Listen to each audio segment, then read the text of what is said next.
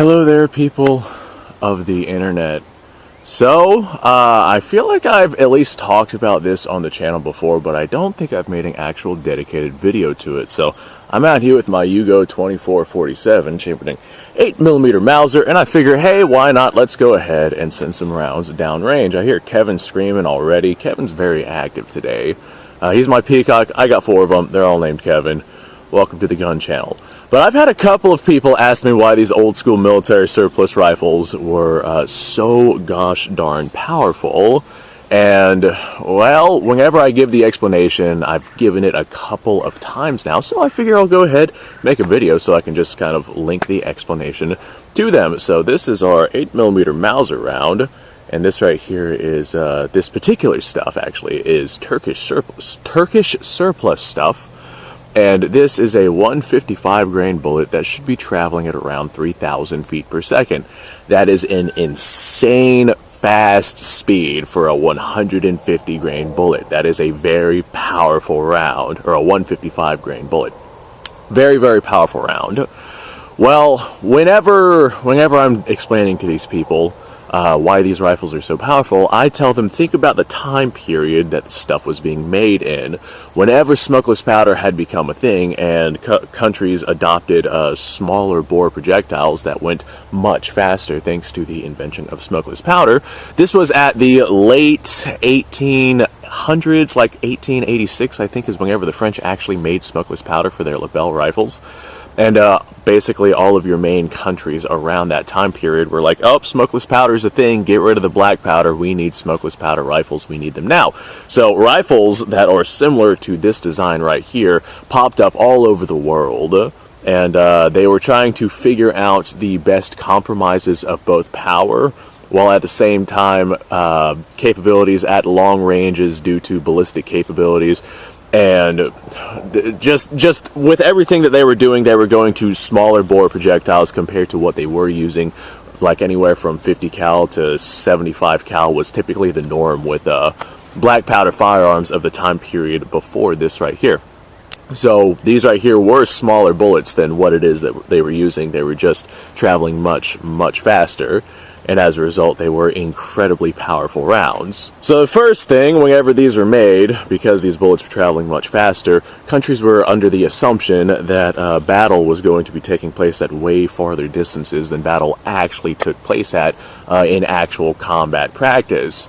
Originally, countries would, some of your countries had a minimum 0 for their rifles of 400 meters, despite the fact that most combats that actually took place was anywhere between 100 and 300 meters in an actual war zone area. So a 400 meter 0 meant you had to aim your rifle at a dude's shoes in order to hit him in the head if he's at 100 yards. Definitely not the most practical kind of setup, but they just weren't quite sure what the ranges were going to be fought at. So they made nice, powerful rounds that were able to touch out to these incredibly long ranges, something that, say, an intermediate caliber cartridge, which is designed for the ranges that, combat actually takes place at, something that those intermediate caliber cartridges cannot necessarily be able to touch out at all that effectively. A 30-06 at 1,000 yards is dramatically more effective than a 223 at 1,000 yards. And during the time period where these were made, cavalry was still very much a commonplace thing. You had people riding around on horses pretty much regularly during this time period. So there's a debate between, long infantry rifles and short cavalry carbines. I'll probably talk about that in another video. And the compromise in-between rifle that countries eventually ended up adopting. But the infantry rifle that everybody was running around with had to not only be powerful to take out a person, but powerful enough to take out the horse that the person was riding on, so they could stop that person from riding that horse. And having a nice, powerful, capable rifle, especially if the person is at any distance, was definitely the way to go, or so these countries were thinking. Fast forward to about the First World War, a lot of lessons were learned about power and length of the rifle and capabilities and combat distances, and there were a lot of things that countries began to realize with these rifles. However, the technology was still good enough in the sense that after World War I, a lot of countries made some tweaks to their rifle rather than adopting an entirely new system, because they knew it was a system that was very functional and it was still capable for the time period. So World War II rolls around and automatic firearms are definitely becoming far more abundant. These old school bolt action designs that were designed in the 1800s are still very much predominant for a number of reasons, and still very much rocking the primary cartridge that they were chambered in. However, now with automatic firearms being a thing and machine guns being a thing, the bolt-action rifle lost its place as a main arm in the battlefield. Normally, if you had bolt-action rifles, it was carried by people who were protecting some sort of other system that was a more effective system at stopping infantry and whatnot. And this other system, let's say, for example, a machine gun, like, I don't know, the Germans were using the MG42, if we're going to talk about 8mm Mauser, you'd have 5 dudes or 6 dudes or 7 dudes or however many dudes with bolt-action rifles protecting these guys who were rocking the MG42, also an 8mm Mauser. So both of those rifles, or both of those systems, were going to be chambered in the same cartridge just for logistics' sake.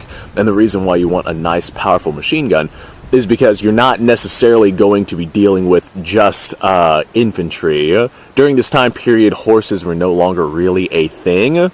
However, you have vehicles and aircraft and all sorts of stuff, and the Germans were going for one universal style machine gun, and they needed a nice, powerful round that was potent enough to be able to take out as many things as possible, including infantry. So although, yes, the 8mm Mauser out of a rifle like this is absolutely overkill if you're aiming at a two-legged critter.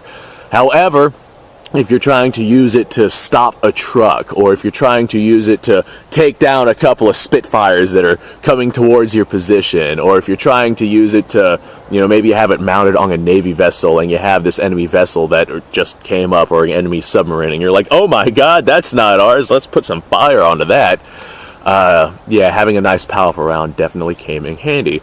And a larger projectile meant that the projectile itself could hold more of a specialized item. Like if you had a tracer round, it could hold more compound, like an 8mm Mauser round could hold more compound than, say, a 223. Or if it had, you know, a penetrating core for an armor-piercing round, that would be more effective than a smaller intermediate caliber cartridge. Now, of course, as time progressed, we kind of got to the point where we were issuing 2 different kinds of cartridges. Logistic capabilities got better as technology got better, and countries began to modernize their equipment. And we have the, you know, nowadays in NATO forces, we got 7.62 NATO, which is a full power rifle round, ballistically speaking, kind of an intermediate cartridge. It's kind of a gray area as to what that classifies as. And we are also issuing the 223 5.56, well, I guess technically just the 5.56 NATO cartridge to NATO forces. So logistically speaking, we have 2 different rounds, but each of these rounds does a job a little bit better. Inside of our heavier machine guns, we have 7.62 NATO, and inside of our infantry or squad automatic weapons, we have our 223 ammunition, or 5.56 ammunition. I kind of use that term interchangeably, although I know that they're not exactly interchangeable. But after World War II, these bolt actions definitely fell out of favor of modern military forces, and countries tried to adopt self-loading rifles, and then they adopted automatic rifles, and then they adopted intermediate caliber cartridges to be able to carry more ammunition and not be as powerful, so you have better follow-up shots. And there's a lot of pros to having an intermediate caliber cartridge from an automatic firearm, and that's definitely the preference. You would definitely want something like that as opposed to a bolt-action rifle if you're dealing with a modern-day conflict, especially if you're going up against a modern-day force. So I got a couple of rounds of this Turkish stuff, and I figure, hey, why not? Let's go ahead and send some lead downrange. This is corrosive stuff, so I will have to clean this rifle afterwards. Let's see if this decides to fire. Well, she fired. That looked like it hit a little bit high, but she did fire. There we go. Alright. Yes. Okay, my Car 98 is zeroed at 100 meters. This one here is zeroed at 200 meters. So it looks like this right here is just going to fire a little bit high. Let me aim at the bottom of my target there. There we go. We smacked it that time. Thank you, Kevin. But that's a very, very powerful, very potent round. Definitely overkill if you're using it primarily against, you know, other two-legged critters for a time of warfare. However, whenever these were made, there was more than just the two-legged critters. You had two-legged critters riding around on giant four-legged critters. And then after that, you had two-legged critters riding around, you know, on airplanes and trucks and all sorts of stuff. So definitely needed a nice, powerful, potent round to be able to handle all of those. And for a long time period, these right here were just, you know, round ball lead core ammunition.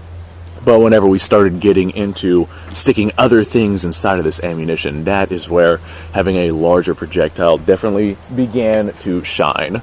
Anyway, folks, thanks for watching. I appreciate your time. Hopefully you guys learned something here. Like, subscribe, share, description below, link to all sorts of stuff. Go check that out. It's a little windy out here and a little chilly. I'm going to go grab me a jacket and probably make another video. You guys go off, have yourself a fantastic day. I'll see y'all on the next episode.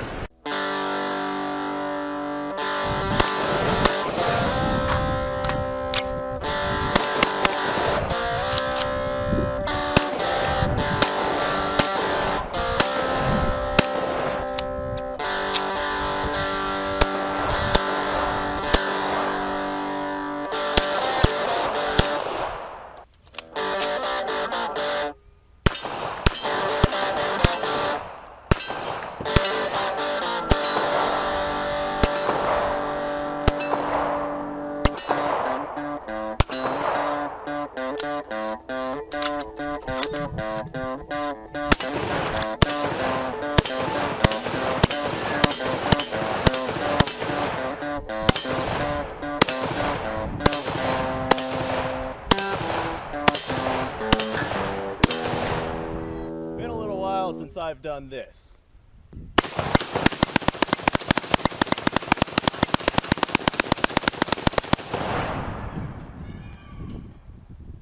Bonnie and Clyde be damned.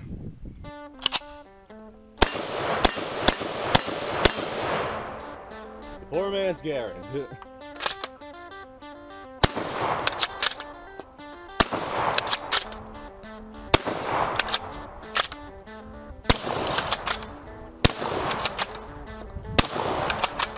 It's a shame that bolt-action shotguns aren't more mainstream.